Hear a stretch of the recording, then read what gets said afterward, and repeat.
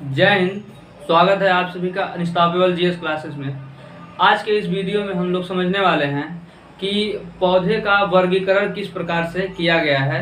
और इसके पहले वाले वीडियो में मैं आप लोगों को पौधे के बारे में सारी चीज़ें, यानी पौधे के कौन कौन से भाग होते हैं, फूल कहाँ लगता है, फल कहाँ लगता है, जड़ क्या होता है, तना क्या होता है, ये सारी चीज़ें मैं आप लोगों को बता चुका हूँ।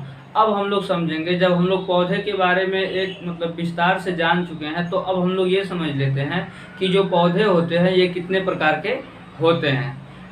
तो यहाँ पे हम लोग समझेंगे कि पादप जगत में जो पौधे होते हैं वो कितने प्रकार के होते हैं, और इन पौधों के बारे में हम लोग यहाँ पे विस्तार से अब समझते हैं। तो वीडियो में आप लोग अंत तक बने रहिएगा। अब हम लोग समझते हैं कि पादप जगत क्या है।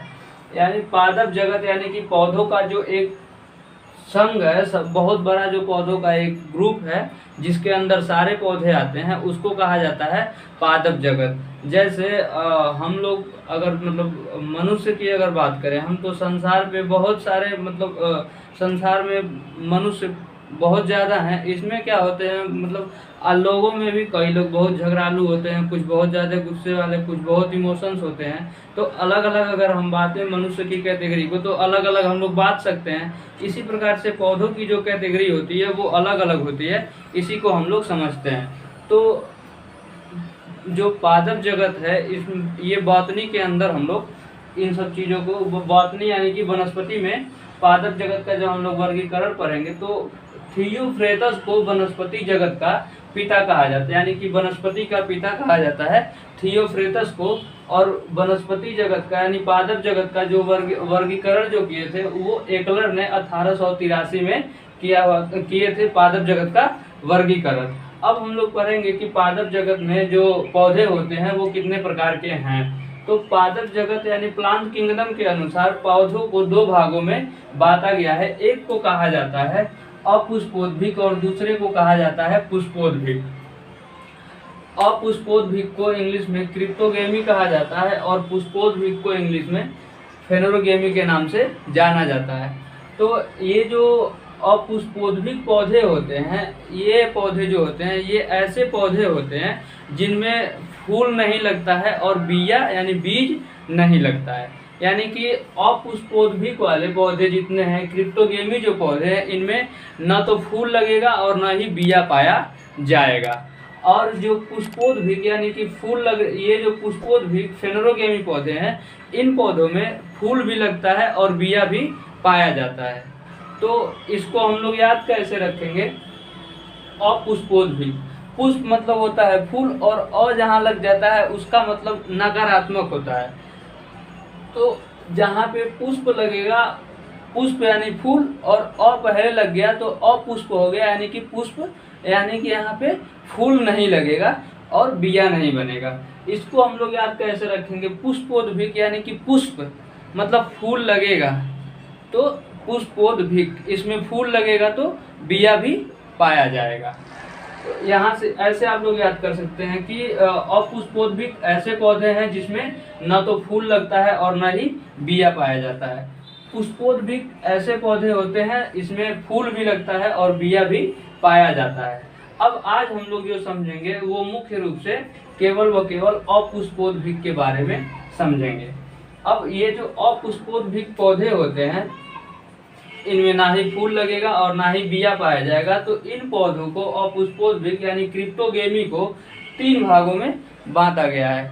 3 भागों में एक को थैलोफाइटा कहते हैं, दूसरे को बायोफाइटा कहते हैं और तीसरे को टेरिडोफाइटा के नाम से जाना जाता है।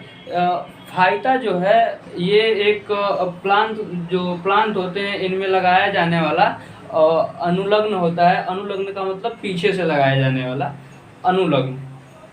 तो फाइटा फाइटा फाइटा तीनों जगह फाइटा लगा हुआ है। इसे इंग्लिश में भी थैलोफाइटा, बायोफाइटा और टेरिडोफाइटा के नाम से ही जाना जाता है। अब इनको हम लोग अलग अलग पढ़ेंगे कि थैलोफाइटा क्या होता है, बायोफाइटा क्या होता है और टेरिडोफाइटा क्या होता है।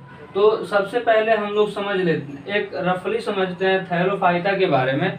तो थैलोफाइटा ग्रुप के जो पौधे होते हैं वो ऐसे पौधे होते हैं जिनमें इनका जो पौधे का जो शरीर होता है वो तना, पत्ती और जड़ में विभाजित नहीं होता है। यानी कि ऐसे पौधे जिसमें फूल भी नहीं लगते हैं, बीज भी नहीं बनता है, और उसके बाद से इन पौधों में जो तना होता है और पत्ती होता है और जड़ होता है, इन तीनों को अलग अलग नहीं किया जा सकता है। तो इस प्रकार के पौधे जो होते हैं वो सारे के सारे थाइलोफाइटा के अंदर आते हैं। थाइलोफाइटा ग्रुप के जो पौधे हैं ये पृथ्वी पे सबसे ज़्यादा जो पौधे की जो संख्या होती है इन्हीं में होती है। यानी कि सबसे बड़ा जो संघ होता है प्लांट किंगडम का वो होता है थैलोफाइटा। तो एक प्रश्न ये भी बनता है कि प्लांट किंगडम का सबसे बड़ा संघ कौन सा है, सबसे बड़ा संघ यानी कि फाइलम कौन सा है? तो थैलोफाइटा जो होता है वो प्लांट किंगडम का सबसे बड़ा फाइलम होता है।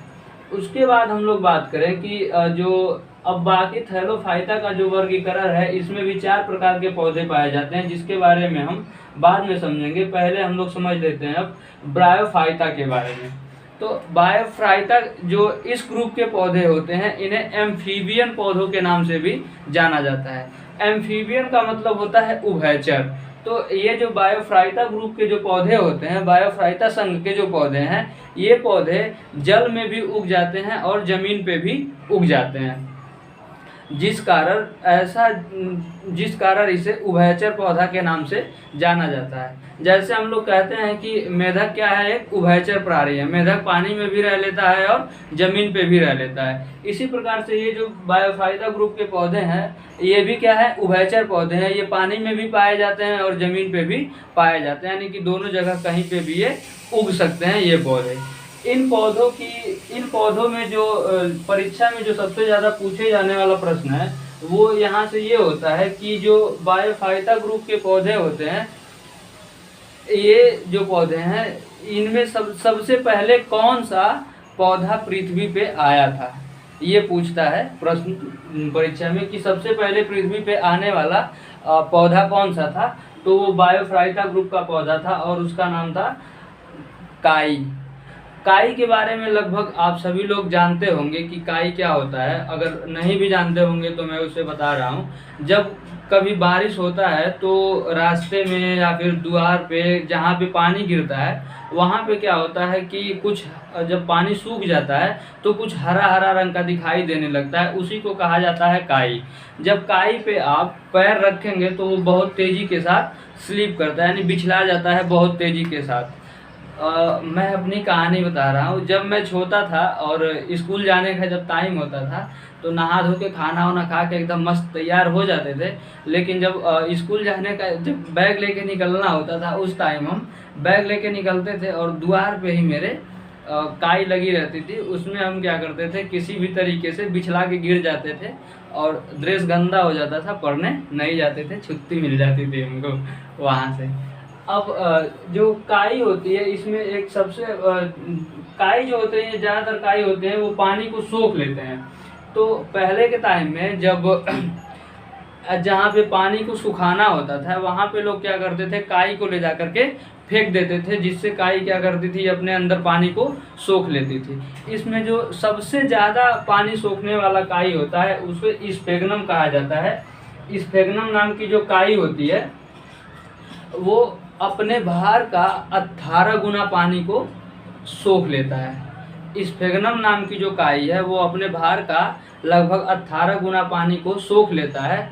इसी का मतलब कॉपी करके और वैज्ञानिकों ने ये सोचा कि जो बच्चे पैम्पर्स पहनते हैं जिसे हगीज कहा जाता है, तो उसमें क्या होता है कि छोटे छोटे जब उसको फाड़ के देखेंगे तो उसमें छोटे छोटे दाना दिखाई दे, दाने के रूप में होता है, नीले रंग का, सफ़ेद रंग का और हरे रंग के दाना के रूप में दिखाई देता है। वो क्या होता है कि यही जो स्फेग्नम नाम की काई है इसी का कॉपी करके और आर्टिफिशियल बनाया गया है। उसमें भी क्या जल अवशोषित करने की क्षमता बहुत ही ज़्यादा होती है। तो सबसे ज़्यादा पानी सोखने वाली काई कौन सी है, तो वो है स्फेग्नम नाम की काई। और इसी का नकलची करके कॉपी करके बना दिया गया हगी। वो भी क्या करता है, बच्चों को पहना दिया जाता है और बच्चे उसमें और सुसु कर देते हैं, तो वो पानी को क्या करता है, ऑब्जर्व कर लेता है और ज़्यादा टाइम तक वो बच्चों को सेफ रखता है।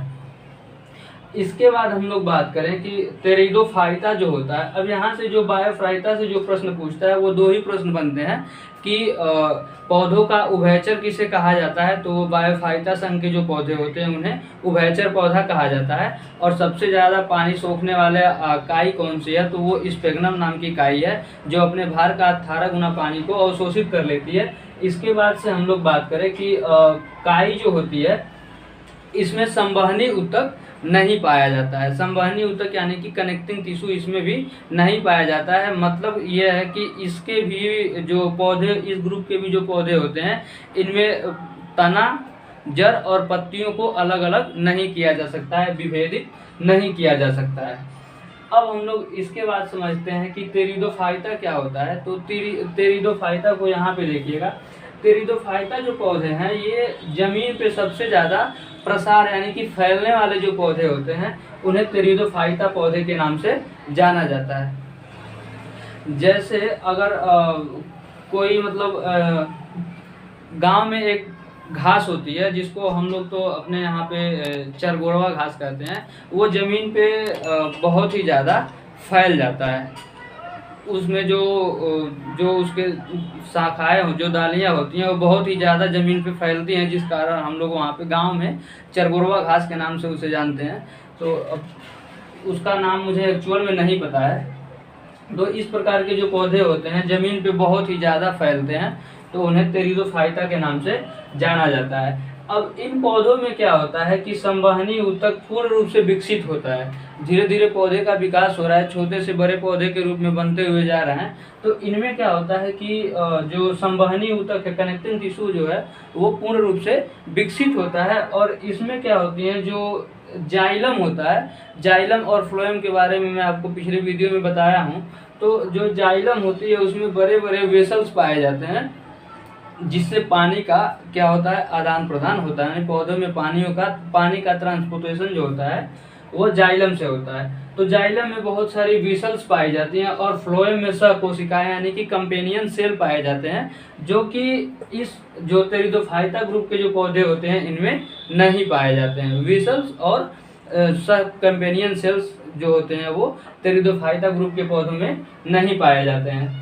इन पौधों को, ये पौधे जो हैं ये मृदा अपरदन को रोकने में बहुत ही ज़्यादा सहायक होते हैं। मृदा अपरदन यानी कि जब बारिश होता है या फिर किसी जगह पे पशुएं जाती हैं तो उनके खूर से मिट्टी जो होती है वो इधर उधर होने लगती है, मतलब बहने लगता है जब बारिश होता है। तो उसी को रोकने की जो प्रक्रिया होती है उसे मृदा अपरदन को रोका जाता है। मतलब जो बहने की प्रक्रिया होती है उसे मृदा अपरदन कहते हैं। बारिश हो रहा है, मिट्टी कट के बह रही है तो उसे कहा जाएगा मृदा अपरदन, और जब उसी को रोकेंगे तो मृदा अपरदन को रोका जाता है। तो रोकने में क्या होती है, घास बहुत ही ज़्यादा सहायक होती है। टेरिडोफाइटा ग्रुप के जो पौधे होते हैं वो मृदा अपरदन को रोकने में बहुत ही ज़्यादा सहायक होते हैं।